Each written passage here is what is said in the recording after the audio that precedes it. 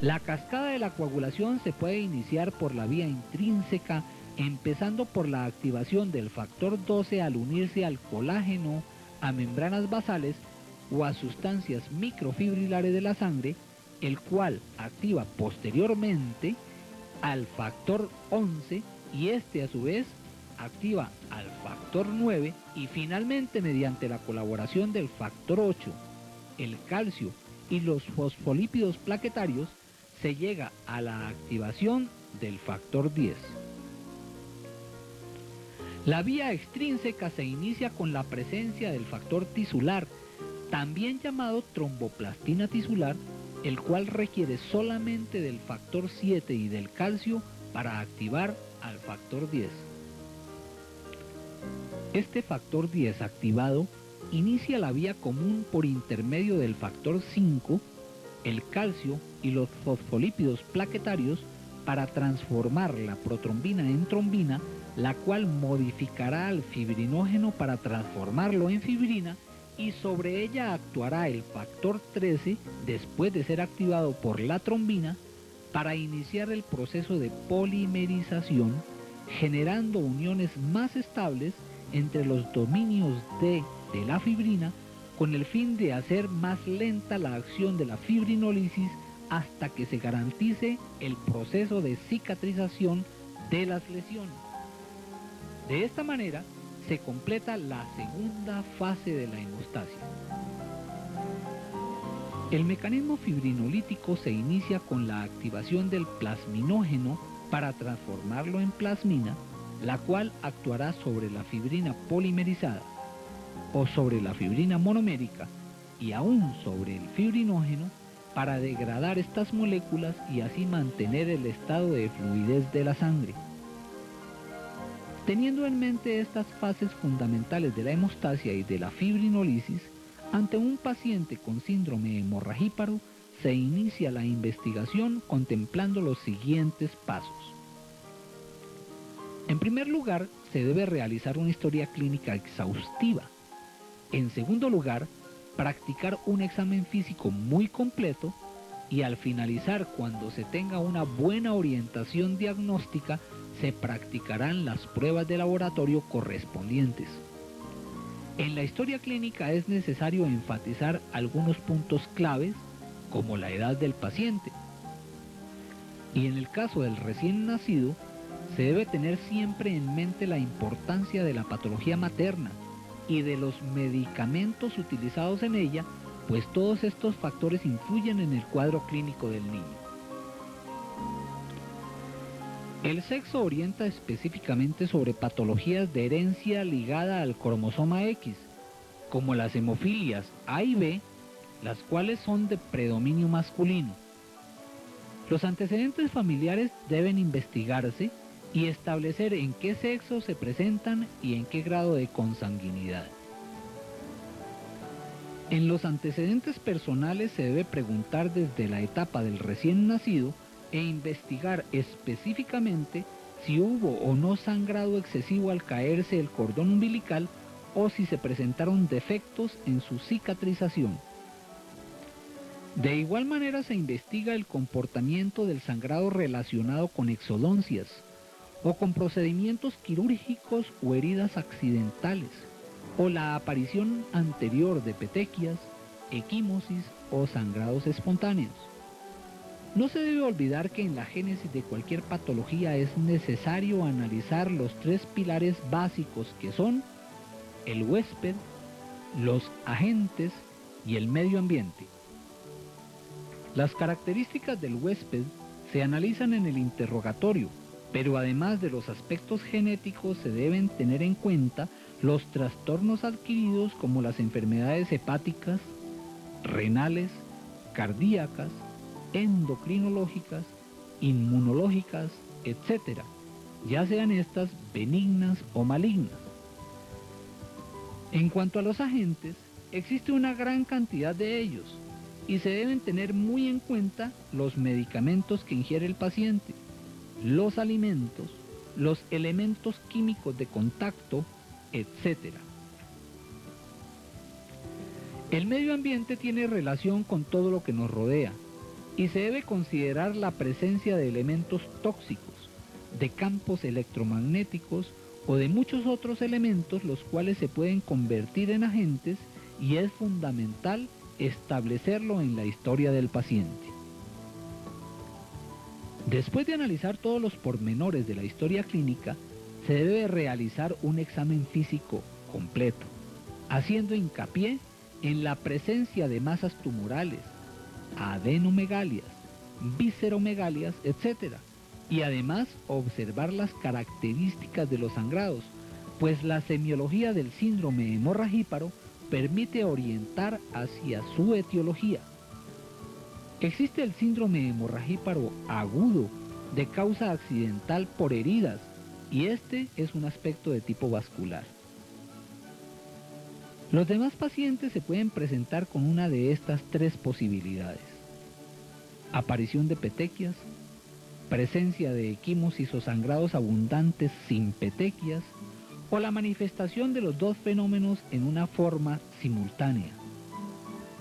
Es importante investigar esta semiología en su fase inicial, pues es bien conocido que un cuadro de aparición de petequias en su evolución, por confluencia o por traumas, forma pequeñas equimosis o hace sangrados, en especial por las mucosas. La orientación semiológica es la siguiente. La presencia de petequias, lo cual se ha denominado síndrome purpúrico, corresponde a un trastorno vascular o a un trastorno plaquetario. En primer lugar, es importante asegurarse que las lesiones que se están viendo corresponden a petequias, para diferenciarlas de las picaduras de algunos insectos. Y una buena orientación es buscarlas en mucosas, en especial en paladar. Los trastornos vasculares son relativamente raros en los niños y pueden ser de tipo congénito o de tipo adquirido. Como se dijo antes, estos trastornos, descartando las lesiones mecánicas de los vasos, se refieren fundamentalmente a las patologías del colágeno. Las de tipo congénito usualmente están asociadas a síndromes como el de Marfan, con su constitución longilínea y su aspecto aracnoideo por la longitud de sus extremidades. El síndrome de Ehlers-Danlos, caracterizado por su hiperelasticidad, la osteogénesis imperfecta, en donde se pueden observar las escleras azules, el pseudosantoma elástico y la telangiectasia hemorrágica hereditaria, las cuales presentan lesiones cutáneas típicas. Por estas características, que son muy particulares, estas patologías se pueden establecer fácilmente por historia clínica o por examen físico. Los trastornos vasculares de tipo adquirido se relacionan con síndromes carenciales y en especial con deficiencia de vitamina C, como el escorbuto, poco frecuente en nuestro medio. Otros trastornos vasculares se relacionan con fenómenos inmunológicos, los cuales terminan produciendo lesiones mecánicas de los vasos. Se describen otras causas menos frecuentes de trastornos vasculares, tales como la amiloidosis. Por historia clínica y por examen físico se pueden orientar las patologías de tipo vascular, siendo de ayuda las pruebas de fragilidad capilar, como la prueba del torniquete, la cual se realiza mediante la aplicación de un brazalete en la tensión arterial media durante 5 minutos y observando la aparición de petequias en la extremidad, o con la prueba de succión por presión negativa. Descartando los aspectos vasculares del síndrome purpúrico, la etiología se debe buscar en las plaquetas, teniendo en cuenta la cantidad y la función de las mismas. En primer lugar, se debe practicar el recuento plaquetario, pudiendo encontrar un valor normal o un valor disminuido. Si el recuento de plaquetas está disminuido, lo cual casi siempre se encuentra correlacionado con el aumento en el volumen plaquetario medio del cuadro hemático automatizado, esto puede deberse a un consumo aumentado o a un fenómeno de secuestro plaquetario o a trastornos en los mecanismos de producción o porque las plaquetas se están destruyendo. El consumo aumentado de plaquetas se puede encontrar en un síndrome urémico hemolítico, en una púrpura trombocitopénica trombótica que es de presentación excepcional en los niños, o en una púrpura fulminans, o en una coagulación intravascular diseminada, que es la patología a donde terminan casi siempre las entidades anteriormente mencionadas. Pero estas entidades tienen un cuadro clínico característico y de esta manera es posible identificarlas. El secuestro lo podemos encontrar en un síndrome de Casabat-Meredith que se manifiesta por hemangiomas gigantes que pueden atrapar un gran número de plaquetas en su interior, o en un hiperesplenismo, y estas dos patologías también se pueden identificar clínicamente.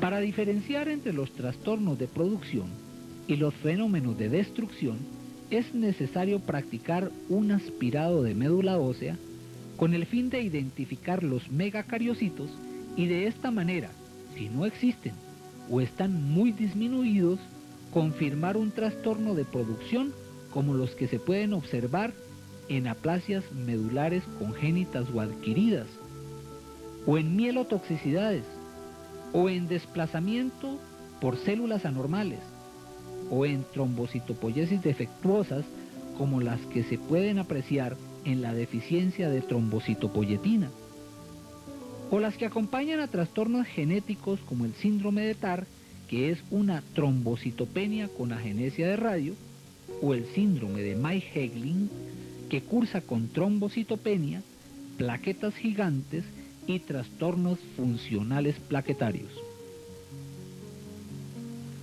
Una vez analizadas todas las patologías anteriores por la clínica y con la orientación del aspirado de médula ósea que permite descartar los trastornos de producción, finalmente se llega a la conclusión de que el paciente puede presentar un fenómeno de destrucción como en el caso de la púrpura trombocitopénica inmunológica. Pero se deben considerar también el hiperesplenismo, las enfermedades autoinmunes como el lupus eritematoso sistémico, las trombocitopenias autosómicas por vida media disminuida, las cuales son bastante raras, y las enfermedades cardíacas cianóticas congénitas. Si el recuento de plaquetas es normal, se debe pensar en trastornos funcionales congénitos o adquiridos, los cuales se pueden confirmar mediante el tiempo de sangría por el método de Ivy, practicando una incisión de 5 milímetros de longitud y 1 milímetro de profundidad en el antebrazo, previa oclusión de la presión capilar con un brazalete y observando el tiempo requerido para la desaparición del sangrado, el cual normalmente debe estar entre 3 y 9 minutos. Teniendo un recuento de plaquetas normal, se deben considerar los trastornos funcionales, los cuales se manifiestan en los mecanismos de adhesividad, agregación, contracción y secreción. Se inicia el estudio con las pruebas de adhesividad y agregación con ADP, colágeno, epinefrina, ristocetina, trombina y ácido araquidónico para analizar el comportamiento de las plaquetas ante estos estímulos. Estas pruebas permiten confirmar patologías como la enfermedad de Bernard-Soulier, que muestra curvas normales con ADP, colágeno y epinefrina, siendo anormal la de ristocetina, pues en estos pacientes se encuentra una alteración en el receptor de tipo 1B plaquetario. En la enfermedad de von Willebrand se encuentra únicamente alteración en la prueba de ristocetina, por deficiencia de este factor, el cual es el mediador del mecanismo de adhesividad plaquetaria. Por esta razón, al realizar la prueba nuevamente, adicionando el factor, se corrige la curva, lo cual no ocurre en el caso del Bernard-Soulier.